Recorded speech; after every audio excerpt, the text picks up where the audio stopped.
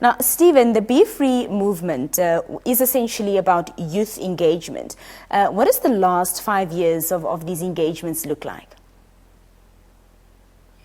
So in the last 5 years, we've done over 52 BeFree youth dialogues with young people from across Namibia. We went to all 14 regions, went to SADC, we're in New York, we're in Europe as well, and of course across Africa. And what we've been able to gather from over 150,000 young people is that the key issues that they are facing are definitely aligned, right? So there's a couple of recurring themes that came through from those dialogues as well.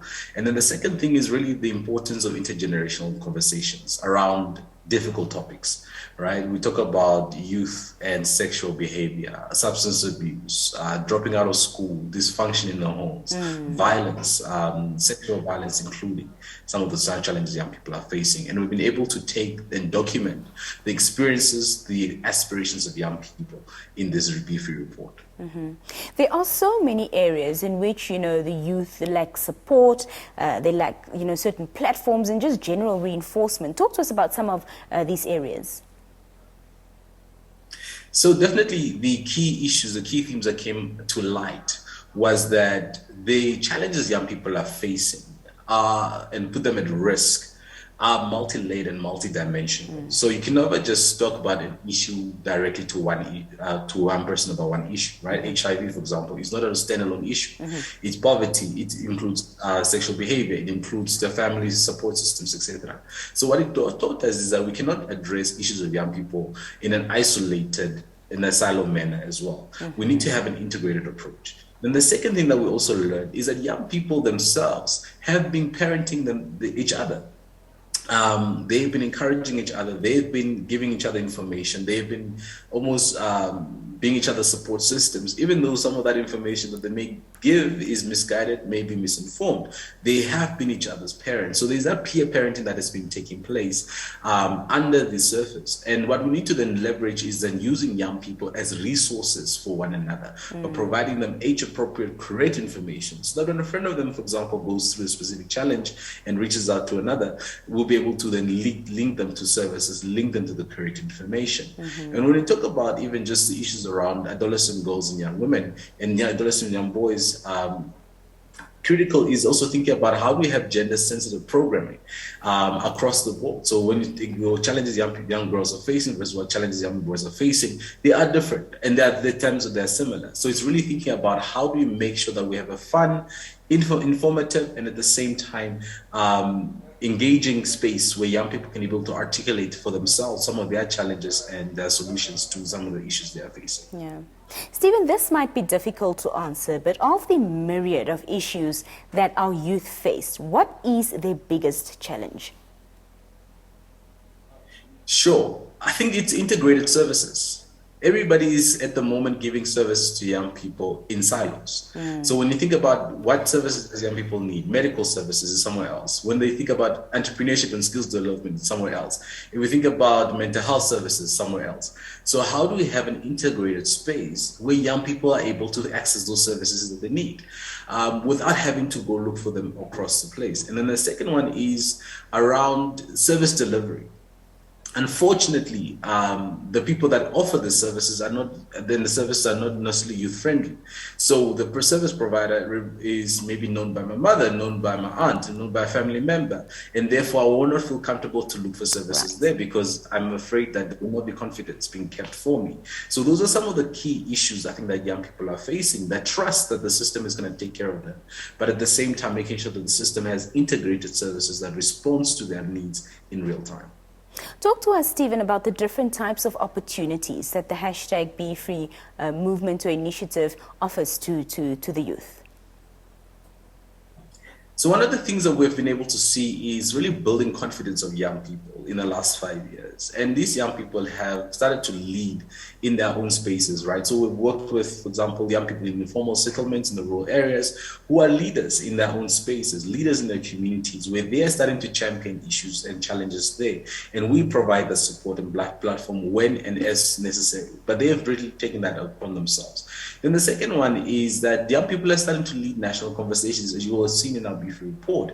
Young people in 2020 led the BeFree COVID-19 conversation, which is a national conversation, where they were articulating what that means, what COVID-19 means for youth across the different cross-sections of challenges young people are facing. And then also we see about, as I mentioned, the services that the young people need. So at every BeFree, we have social workers on site, counselors on site, where young people who may be triggered by a specific issue that is being raised, they can get the services that they need. And of course, lastly, we also engage the people around the young person, right? So it's around the life skills teachers, it's the parents, it's the police officers, it's the nurses, and really thinking about how do you, as service providers, make your services much more appealing to young people, and having young people articulate to them, these are my challenges when I come to your office, or what the feelings that I'm having of not feeling confident that you'll take care of everything that I need here.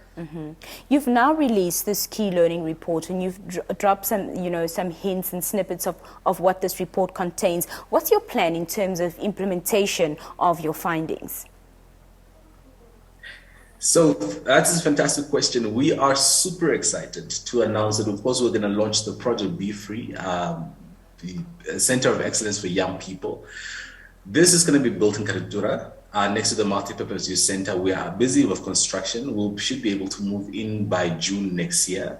We're going to have exactly what I was talking about, an integrated youth service. We're going to have a youth-friendly clinic there. We're going to have after-school services there. We're going to have training. We're going to have gym and sports. We're going to have fun and dance and have Amagus, traditional game park there on the side. We're also going to have a mental health space where young people are going to be able to access that. We're going to do training on coding, etc.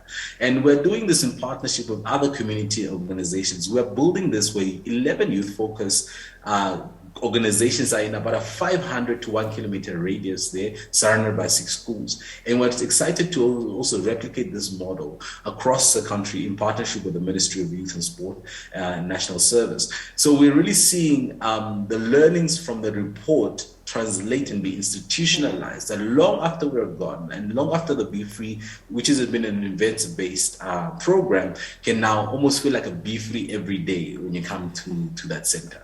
Fantastic. That center sounds like a slice of heaven, Steven. With that in mind and everything that the center will afford to the youth of Namibia, what are the plans for the hashtag BeFree initiative then look like for the next 5 years? So for the next 5 years, we are so excited to also take the BeFree movement to the African continent.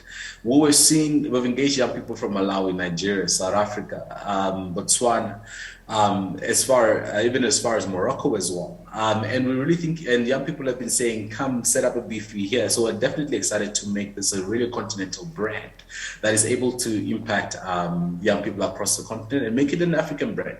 I think it is the BeFree brand in of itself has been really removed from even our office and the First Lady herself, where young people are saying, this is our brand, this is what we want to do with it. And of course, we've got fantastic BeFree ambassadors in the regions, in Namibia as well, who are doing fantastic work there.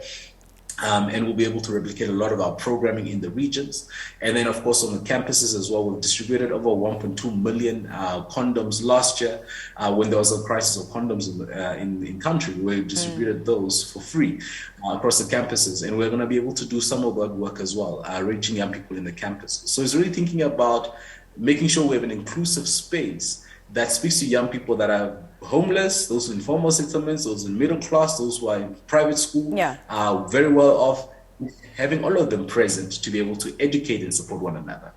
Steven Harageib, it's always lovely speaking to you. Thank you so much for your time and joining us this evening. It was a pleasure, Nina.